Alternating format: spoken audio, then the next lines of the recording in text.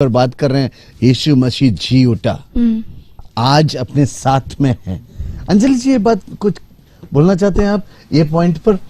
हाँ, मैं यही बात आपको बताना चाहती हूँ। जैसे आपने बोला यीशु मसीह हमारे साथ है क्योंकि वो जीवित है, और यही बात यीशु मसीह को सबसे अलग बनाती है कि आप किसी भी, आज तक आपने देखा नहीं होगा कि कोई आपके लिए जान दे दे। बोलते तो बहुत से हैं कि ऐसी मोहब्बत है कि हम तो जान दे देंगे, लेकिन क्या हकीकत में किसी ने जान दी? वो भी इस तरह से जान, इतनी आपने अभी देखा है कि कितने परेशानियों से, कितना अपमान सहते हुए और कष्ट सहते हुए यीशु मसीह ने आपके और मेरे लिए जान दी।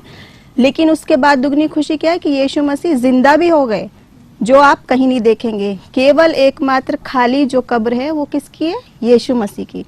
बाकी चाहे वो कितने ही बड़े बड़े महान लोग हुए, कितने भी आप उनकी पूजा पाठ करते, बहुत से लोग, लेकिन हर एक को आप देखेंगे समाधि है, मकबरा है, जगहें हैं जहां उनके लाश को रखा गया है। लेकिन आप आज तक यीशु मसीह की कब्र को अगर जाके देखें तो वहां क्या लिखा है? खाली है, वेकेंट, यहाँ खाली है, क्योंकि यीशु मसीह जीवित हो चुके हैं। और कहाँ है? खुदा बाप के पास, खुदा के दाहिनी ओर हैं।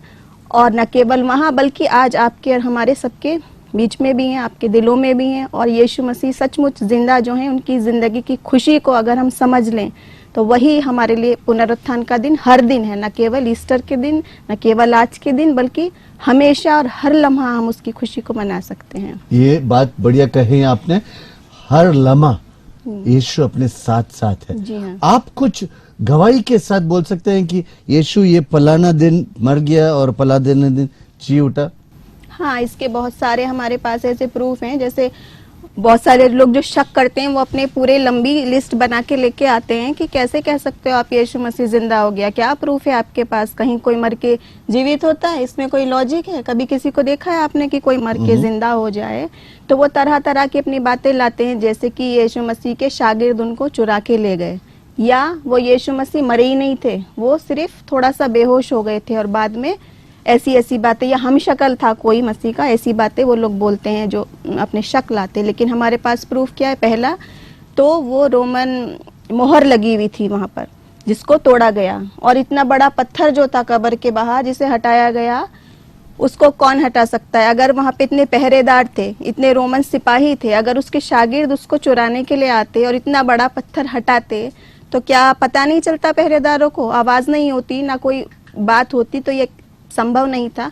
और उसके बाद यीशु मसीह को सबने, 500 से भी ज्यादा लोगों ने अपनी आंखों से देखा, जिसको कहते हैं के बाद, जी उठने के बाद, चश्मदीद गवाह जिसको आप कहते हैं, जो गवाही आज कोर्ट में भी मानी जाती है, सबसे बड़ी गवाही कि आपके आंखों से देखी हुई साक्षी।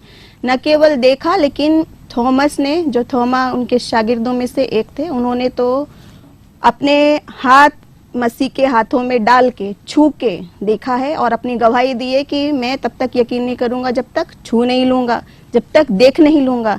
इतना उनको सबूत चाहिए था। लेकिन मसीह को उन्होंने न केवल देखा बल्कि छू के देखा, और छेदों में उंगली आर पर डाल के देखा। इतनी बड़ी गवाही उनकी है। तो अगर आप फिर भी यकीन नहीं करते, बहुत से लोग, कि ये तो बाइबल में लिखा है, चलो आप तब भी नहीं मानते, तो सबसे बड़ी, अगर आप चाहते हैं उसको देखना, तो सबसे बड़ी बात क्या है? आप खुद उसको महसूस करके खुद आप प्रार्थना में जाएं और कहें, और सचमुच में उसको महसूस करें कि आप उसकी जीवन की सच्चाई को